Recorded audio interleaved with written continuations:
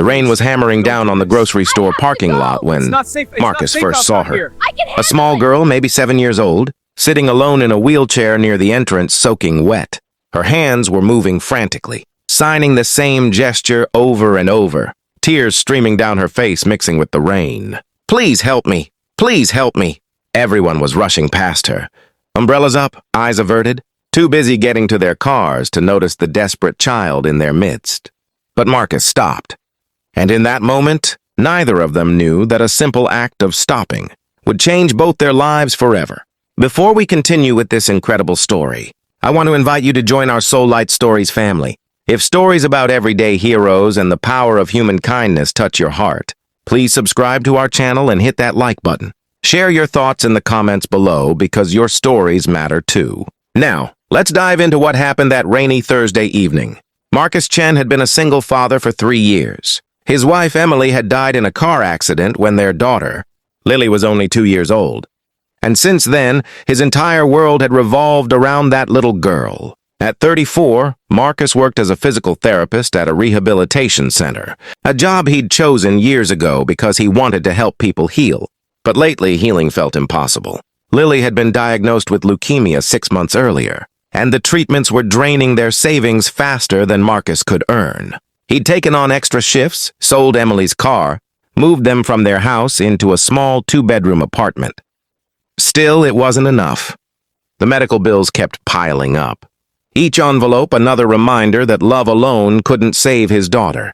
That Thursday evening, Marcus was exhausted.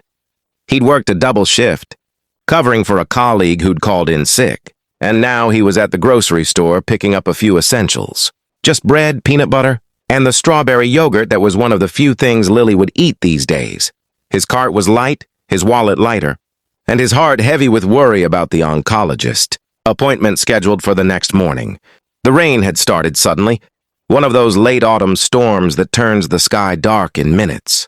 Marcus was heading toward his car, his jacket pulled over his head, when he noticed the commotion near the entrance. A small crowd had gathered, but they were keeping their distance, uncertain, uncomfortable. That's when he saw her. She was tiny, her legs motionless beneath a worn blanket tucked around her wheelchair. Her dark hair was plastered to her face, and her eyes were wide with fear. Her hands moved desperately, signing, but no sound came from her lips. The wheelchair was old, one of the wheels slightly bent, and there was no adult anywhere nearby, just this child, alone and terrified, trying to communicate something urgent to a world that didn't understand her language. Marcus didn't hesitate. He pushed his cart aside and walked straight to her, kneeling down so he was at her eye level. The girl's hands were shaking as she signed, and Marcus felt a stab of frustration at himself. He didn't know sign language. He worked with patients recovering from injuries, but he'd never learned ASL. Still, the desperation in her eyes was a language anyone could understand. He pulled out his phone, quickly downloading a basic sign language app, his fingers clumsy with urgency. The rain was soaking through his shirt now, but he didn't care. He showed her the phone, trying simple signs. "Are you okay? Where is your family?" The girl's face crumpled with relief at seeing someone trying. Her hands moved more slowly now, deliberately, and Marcus watched carefully, trying to match her gestures to the app's database. Gradually, painfully, he began to understand fragments. Her name was Sophie. She was 8 years old. Her foster mother had left her here, told her to wait, said she'd be right back. That was 2 hours ago. Sophie's hands trembled as she signed the last part, and Marcus felt anger rise in his chest. What kind of person abandons a disabled child in a parking lot? He looked around, hoping to see someone searching for a lost child. But the parking lot was emptying as the storm intensified. Thunder rumbled overhead and Sophie flinched. Marcus made a decision. He couldn't leave her here. He pulled off his jacket and draped it over her shoulders, then began pushing her wheelchair toward the store's customer service desk. The manager, a middle-aged woman named Patricia, looked alarmed when Marcus explained the situation. She immediately called the police and child protective services while Marcus stayed with Sophie, using his phone to communicate. He learned that Sophie had been in foster care for 3 years.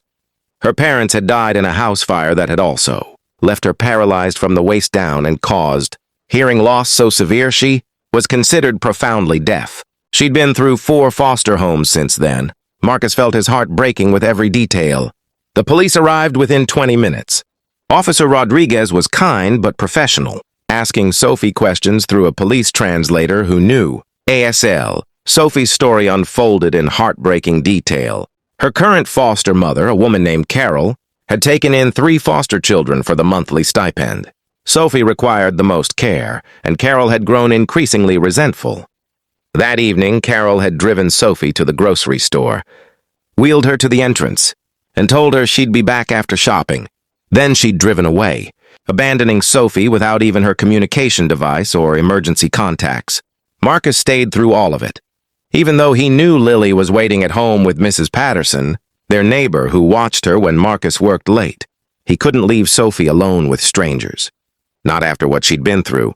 He kept using his phone to sign simple reassurances. "You're safe now. I won't leave you." Officer Rodriguez explained that Child Protective Services was overwhelmed and it might take a few hours to place Sophie in emergency foster care. The officer looked apologetic. She'd be safe at the station, but it would be a long night. Sophie's eyes filled with tears, and her hands signed something Marcus's app, translated roughly as scared and alone. Something shifted in Marcus in that moment. He thought about Lily, about how terrifying the world became when you were a child facing it without protection. He thought about Emily, about what she would do, and he heard himself saying words he hadn't planned. "She can stay with me tonight. Just until you find a proper placement. I'm a registered physical therapist. I've passed background checks for my job. I can take care of her." Officer Rodriguez looked uncertain, but after several phone calls and verification of Marcus's credentials, a temporary emergency placement was approved. Marcus would take Sophie home for the night, and a social worker would come by in the morning to arrange more permanent care. The drive home was quiet except for the rain. Sophie sat in the passenger seat, Marcus's jacket still around her shoulders, staring out the window. Marcus kept glancing over at her. This small girl who'd been abandoned like trash in a parking lot. When they reached his apartment building, he realized they had a problem. His apartment was on the 2nd floor, and there was no elevator. Sophie's wheelchair wouldn't make it up the stairs. Marcus looked at Sophie and pointed to himself, then made a gesture like carrying something. Sophie hesitated, then nodded. She was so light when he lifted her, lighter than she should be.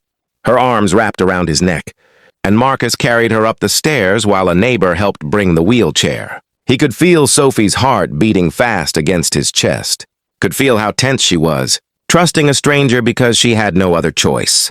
Mrs. Patterson was surprised when Marcus arrived with Sophie, but the elderly woman was nothing if not adaptable. She'd already put Lily to bed and quickly helped Marcus set up the couch with blankets and pillows for Sophie. Marcus used his phone to explain to Sophie where she was and that she was safe. Sophie nodded, but her eyes were wary, guarded. She'd learned not to trust promises. That night, Marcus barely slept.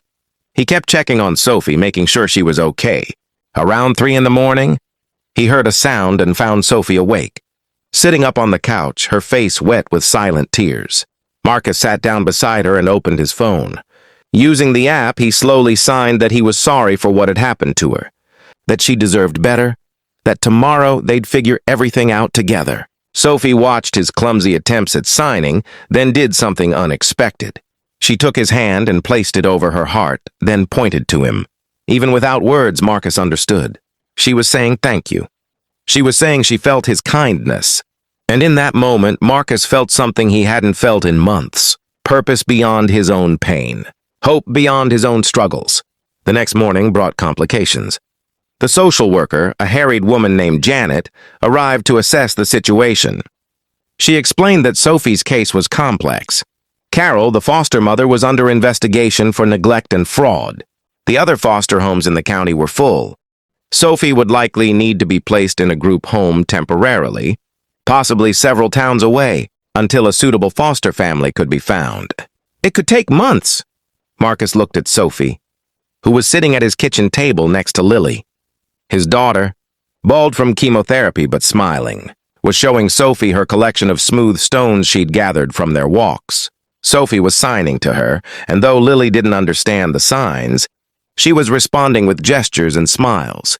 The 2 girls had connected instantly. the way children do when they recognize a kindred spirit who understands suffering. Marcus heard himself saying something crazy. What if she stayed here, with us? Temporarily, I mean. Until you find a permanent placement. Janet looked doubtful. She explained the requirements, the home visits, the paperwork. Marcus had only a 2-bedroom apartment. Sophie would need her own room. He'd need to prove he could handle her medical needs. It would be complicated. But as Marcus watched the 2 girls together, he thought about his own daughter's mortality, about the possibility that her treatments might not work, about the time they had left together, and he thought about Sophie, about how she'd been thrown away like she didn't matter. He thought about Emily, who'd always said that kindness wasn't convenient and love wasn't easy, but both were always worth it. He told Janet he'd make it work. He'd give Sophie his bedroom and sleep on the couch. He'd learn proper sign language. He'd take care of her medical appointments. He'd do whatever it took. Janet must have seen something in his determination, because she agreed to start the paperwork for a temporary foster placement.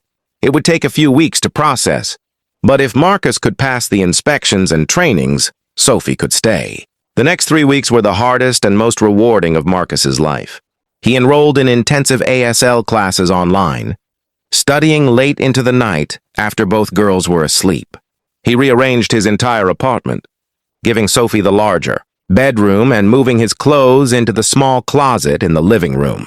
He learned about Sophie's medical needs, her physical therapy routines, her fears and triggers. He discovered she loved to draw, and that she had a brilliant smile she rarely showed because she'd learned that smiling made people uncomfortable when you were different.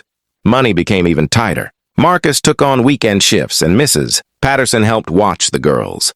He sold his guitar, Emily's jewelry, anything he could spare. The foster care stipend helped, but Sophie needed things. Her wheelchair needed repairs. She needed proper clothes. She needed a communication device better than Marcus's phone. But somehow they managed. Marcus learned to stretch every dollar, to find joy in small things, to measure wealth in laughter instead of bank accounts. Lily's oncologist appointment revealed that her leukemia was responding to treatment. The news was cautiously optimistic, the first good medical update in months. Marcus cried in the parking lot after that appointment, overwhelmed with relief and gratitude. When he got home, he told both girls the news through tears and smiles. Lily cheered. Sophie, watching his face, understood the emotion, if not all the words. She wheeled over to him and signed something Marcus had learned meant family. 3 months after that rainy night in the parking lot, the temporary placement became permanent. Marcus officially became Sophie's foster father with the intention to adopt. The day the papers were finalized, Marcus took both girls out for ice cream to celebrate. They sat in the small ice cream shop, and Marcus watched his daughters together. Lily, her hair starting to grow back in soft, downy tufts, was teaching Sophie the names of different flavors. Sophie was signing back, patient and gentle, teaching Lily basic signs. A woman at the next table was watching them, and she eventually came over. She apologized for intruding, but she said she'd been watching them and could see they were a family full of love. She asked if Sophie was deaf, and when Marcus confirmed she was, the woman smiled. She explained that she was deaf too, and she was a teacher at the state school for the deaf. She gave Marcus her card and told him about programs that could help Sophie thrive, about a community that would embrace her not despite her differences, but because of them. That conversation opened new doors. Sophie started attending the school for the deaf, where she blossomed. She made friends who signed. She joined art classes where her talent was nurtured. She smiled more. She laughed, a sound that came from deep in her chest that she couldn't hear but could feel. She began to trust that this home was permanent, that Marcus wouldn't abandon her, that Lily was truly her sister. Marcus learned that being a father to 2 daughters who'd both faced death in different ways changed him. He learned patience he didn't know he possessed. He learned that love multiplied rather than divided, that opening his home to Sophie hadn't taken anything away from Lily but had given both girls something precious, each other. He learned sign language well enough to have real conversations with Sophie, to hear her hopes and fears, to tell her stories about Emily and assure her that Emily would have loved her fiercely. The rehabilitation center where Marcus worked noticed the changes in him. He brought a new empathy to his patients, especially those facing permanent disabilities. He started an ASL class at the center, teaching basic signs to staff so they could better communicate with deaf patients. He became an advocate for accessibility, pushing for changes that would help people like Sophie navigate the world more easily. A year after that rainy night, Marcus received a letter. It was from Carol, the foster mother who'd abandoned Sophie. She was writing from jail, where she was serving time for child neglect and fraud. The letter was defensive, full of excuses. But at the end, she'd written something that stuck with Marcus. She said she didn't understand why he'd done what he did, why he'd taken on someone else's burden when he had his own problems. She said she couldn't see what he got out of it. Marcus never responded to that letter, but he thought about it often. What did he get out of it? He got Sophie's laughter echoing through their small apartment. He got the sight of two sisters curled up together reading books, one signing the story to the other. He got Sophie's school art projects covering their refrigerator. He got the way Sophie's face lit up when he signed good morning to her. He got the privilege of being called Dad in two different ways. One spoken, one signed, both equally precious. He got the knowledge that Lily would have a sister who'd remember her if the worst happened, someone who'd carry forward the love that Emily had started and Marcus had tried his best to continue. He got the understanding that being broken open by grief had made room in his heart for more love than he'd ever imagined possible. He got the gift of Sophie herself, this remarkable girl who'd survived abandonment and trauma and had somehow held on to her capacity for joy and trust. 2 years after that rainy night, Lily's cancer went into full remission. The doctors were optimistic she'd beaten it. Sophie was thriving in school, talking about college and becoming an artist. Marcus had been promoted to head therapist at his center. They'd moved into a small house with a ramp and 3 bedrooms. They'd adopted a cat that Sophie named Rain after the night Marcus found her. Life wasn't perfect. Money was still tight. There were hard days when Lily had medical anxiety or when Sophie had nightmares about being abandoned again. Marcus still missed Emily with an ache that never fully disappeared. But their home was filled with love that was fierce and hard-won, and all the more precious because they knew how fragile life could be. On the 2nd anniversary of the night they met, Marcus and the girls drove back to that grocery store parking lot. They stood where Sophie's wheelchair had been that rainy night, and Marcus signed to Sophie, asking her if she remembered being scared. Sophie nodded, then signed back something beautiful. She said yes, she remembered being scared, but she also remembered the exact moment when a stranger knelt down in the rain and looked at her like she mattered, like she was worth stopping for, like she deserved to be saved. She signed that sometimes she still couldn't believe Marcus had chosen her, that he'd given up his bedroom and his money and his time for a girl nobody else wanted. Marcus felt tears in his eyes as he signed back that she had it backwards. She was the one who'd saved him. She'd given him purpose when he was drowning in grief. She'd given Lily a sister and a reason to fight harder. She'd given him the chance to be the kind of father Emily had always believed he could be. The truth that Marcus had learned was simple but profound. Kindness isn't something you do when you have extra time or money or energy. Kindness is what you do precisely when you have nothing left. When you're running on empty, when stopping to help means making your own life harder, because that's when it matters most. That's when it transforms both the giver and the receiver.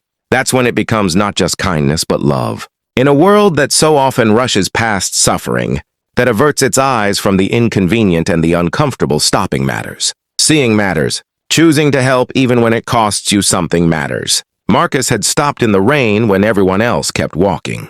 He'd seen a child signing, "Please help me," and he'd answered that silent plea.